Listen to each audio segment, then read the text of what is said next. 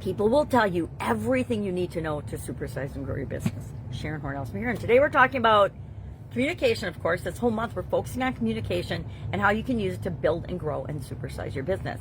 And today's focus is listening skills. We're learning how to listen. Why? Because people will tell you everything you need to know in order to supersize and grow your business. I have found this to be true in every industry, every business I've ever been involved in. People struggle with, well, I don't know what to offer my customers. Ask them. Ask and listen to the answer. Read your comments. Listen to the feedback that you get. And literally, you'll be like eyes wide open one day saying, oh my gosh, why didn't I know this sooner? Why didn't I know to ask questions and listen to the answers? I am a long time resistor of asking for help, right? Asking for help, I'm pretty good about asking questions, but asking for help, not so much. And there are always people that want to help us create what we want to create in the world, do what we want to do in the world, if we just ask them and then listen to what they say and take action on their advice and the suggestions that they have for us, both in the term of mentors, leaders, coaches that we have to help make us better, as well as but again, then listen to people that have already created and are doing what you want to do. Don't listen to people that have never done it, because they'll be naysayers. We're listening for opportunity and possibilities, not for negativity and what won't work for you, because they don't know it'll work for you. Only you can figure out and make things work for you in your business and in your life. So what are some ways that we can listen? Number one, active listening is always number one on my list for finding out what I need to know about anything and everything, right? If I listen to the messages I'm getting from the universe, if I'm noticing the things in my life that pop into my life, they usually arrive just when I need them. I call it synchronicity. It's really kind of miraculous, right? I'll be thinking about something and a course or a challenge will come up on that topic. I'm participating in one of those right now about branding, because I've been saying for quite a while that I was going to work on my personal brand, yet I still haven't. And I'm joking, thousands of videos in, and I still haven't created my personal brand.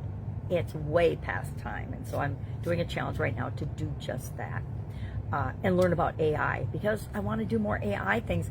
Everybody, and not because everybody's doing it, but because I am a huge fan in efficiency and effectiveness. And I know that if I can automate things that don't matter, if I can get a rough draft of something to start and build on, I'm just that much faster and better at creating what it is that I want to create in the world, and helping other people to do that as well. So active listening, being present, paying attention. People know if you're listening to them or not. People know if you're paying attention or not.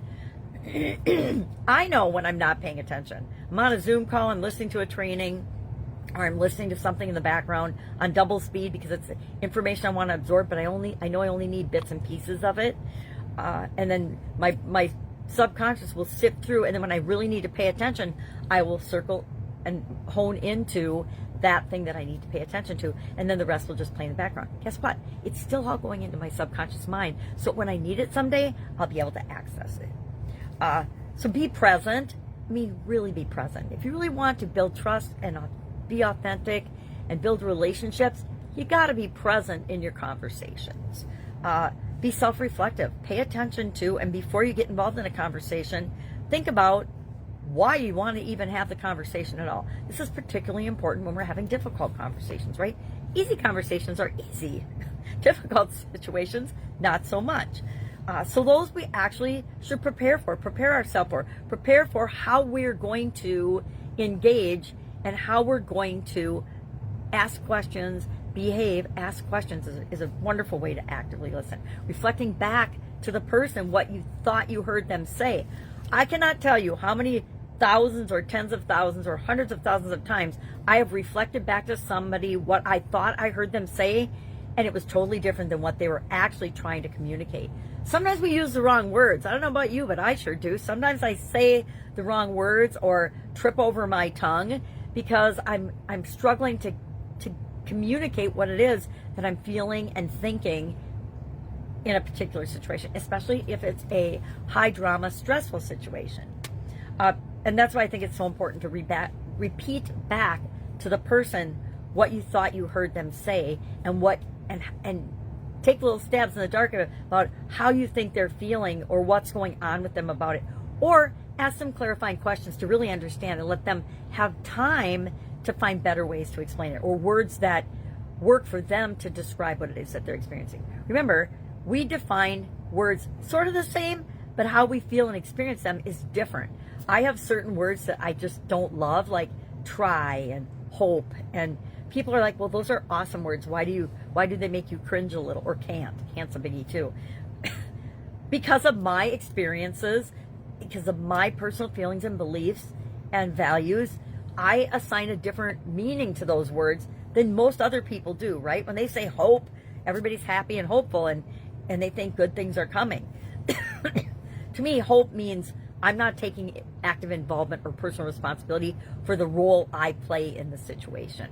Same with try. If I say I'm going to try something, you might as well write it off, because I'm probably not going to, or I'm going to get to it in my own time frame, and that's going to be very different than you might be thinking. You might say, I want you to try this, and I'll say, okay, I'll try it, and I might be thinking, well, I'll try it in a month and a half when I'm done with this particular thing I'm doing, and they want you to try it like right now or tomorrow. And so we need to be clear on that. We need to be clear in our communication, and listening is such a critical part of that. I love the expression, we have 2 ears. God gave us 2 ears and 1 mouth for a reason. Why? Because we should listen twice as much as we talk. From a family of talkers, so this is a challenge, but we make it happen. All right, that is our topic for today. I would love to know, share in the comments below, how listening skills have played a role in you building and growing and supersizing your business. Have you found them to be important?